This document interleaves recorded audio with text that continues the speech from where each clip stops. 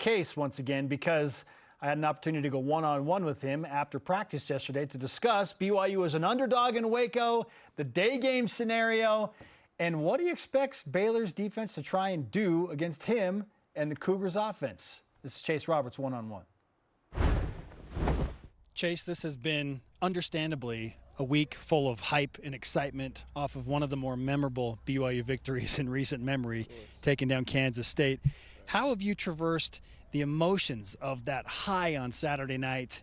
Because you have to turn right around and get ready for a tough early in the day challenge at Baylor. That's right. Coach told us to obviously celebrate it, have some fun, and enjoy the moment, the big win, and just everything was just so exciting. So enjoy that. But once Monday hit, or I guess Sunday, go to church, focus on the next game, and then Monday came and we're back at it with Baylor, and we have a great game plan, and we're focused on winning this game. And this one's, I think, even more important to keep making a statement, showing that we are a top-tier team. Only one more question about last Saturday, and then it will all push the focus to Baylor, even in this interview. But What was your favorite moment from that entire experience on Saturday night at LaVell Edwards Stadium? It's hard to pick one specific moment. I think the whole crowd, the energy of the fans was absolutely amazing, and there was nothing better than that. Having them as loud as they were, as engaged as they were, that's what really won us, the game. I think just how amazing they were and how we were able to, once we made that fumble recovery, the momentum was ours the whole time, and the crowd just kept us rolling. So shout out Cougar Nation. Chase Roberts with us on BYU Sports Nation. You push your attention to Baylor, and now it's about creating that energy on the road early in the day. This is a polar opposite. So you get the 10:30 Eastern kick against Kansas State. Now you have a noon Eastern start in Waco, Texas. What's been the biggest difference in your preparation this week as you prepare for essentially a morning game? Yeah, we've been obviously dialing into the little things as a team, and we're very disciplined, I think, this year.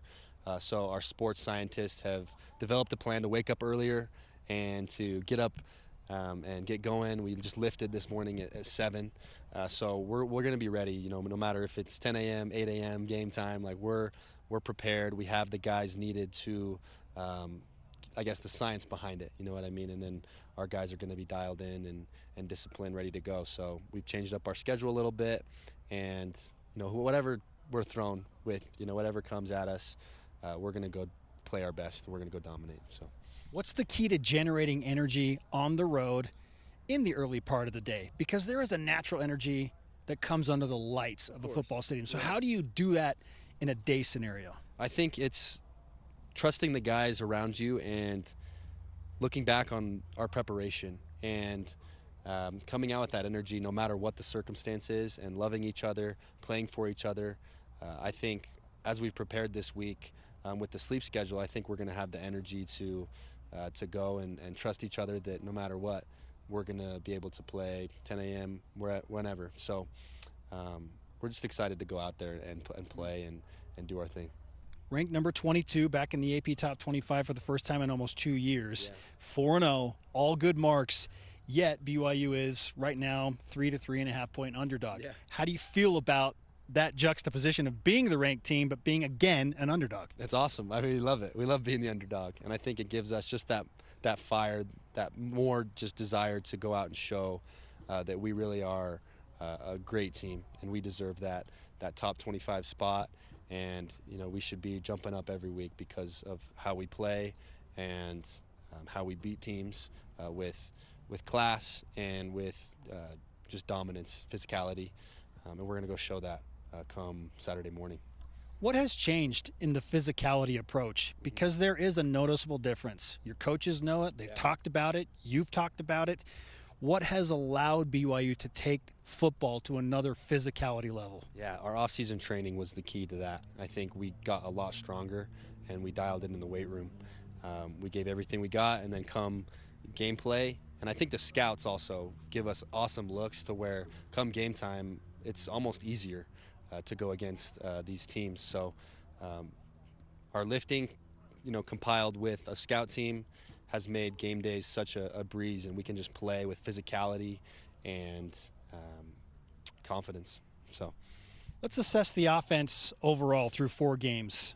What is your BYU offense collectively doing best through the first 4 wins of the season? I think we're getting better. I think that's the biggest thing is we're coming together during practices, and we're learning, and we're getting together and growing. And every game we're looking better and better. So I think that's the biggest thing about our offense right now is we're only going to be better this game. And you're going to see that every game that comes, we're going to be playing better, scoring more, running the ball better. I mean, you see the numbers as they go up with our rush yards per attempt, our pass yards per attempt, explosive plays that we make. I think that's what sets us apart is not only getting better, but our explosive plays that we make. Defenses can't plan for that. Jake in his arm, and then the way we go and attack the ball. So, what is the key to creating more explosive plays? That is the operative phrase that you bring up there. I know you want more of those, so what's the secret to doing that and executing that? I think the confidence in each other. I think Jake with the receivers, knowing that, yeah, we may be covered, but let's give them a shot and see what we can do. And I think it's come with a lot of explosive plays, as well as Jake is so mobile. Everything opens up, and he's able to scramble and run. He's able to throw the deep ball, and he's also able to make the check down for a big play as well. So we have all these layers on our offense that is really hard to plan for and guard.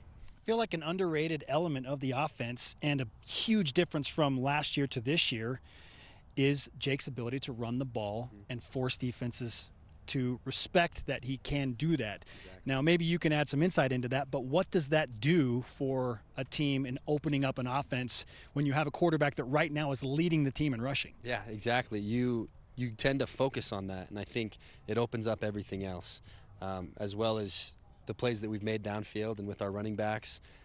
It's just hard to plan for, like I said, and you never know what's going to come, I guess, and you can't stop every aspect. You got to put guys deep if you're scared about the deep ball, and then that allows the under to be open, and vice versa. So it's just hard to plan for, and Jake's been a great job at exploiting all the team's weaknesses. Chase Roberts is with us on BYU Sports Nation. What do you know about Baylor's base defense and what they're going to try and do to defend against this BYU offense? Yeah, they play mostly cover 4 and a little bit of man. Last time we played them, we thought the same thing, but they actually went cover 2 the whole time. So you never know, what they're going to bring. But right now we're thinking cover 4 and just attacking them on the outside. They play more man-to-man, I guess, on the outside. So taking our shots and just running our offense. I think it's going to be a great battle. They have a great defense, a great secondary, some big guys up front. So as long as we're more physical and run our plays with confidence, then we should take it to them. So. Dave Aranda is a defensive-minded football coach, and he likes to throw in some wrinkles. Yeah. How do you feel about the prospect of what if they do throw a wrinkle in at the last moment again this time around? Yeah, no, we're always ready for that, and I think every game A-Rod has a plan for if they do this thing, and he is great with that. So we're confident no matter what, if they do stick to their cover 4 defense, or if they change it up and go cover 2 or cover 3, whatever, we're gonna be ready, and we're gonna have some plays dialed up for that. What's your message to Cougar Nation as we close out this interview? We love you. Go Cougs. Thanks for showing up in Kansas, and we'll see you in Texas this weekend. So go Cougs. Thanks, Chase. Awesome. Thank you.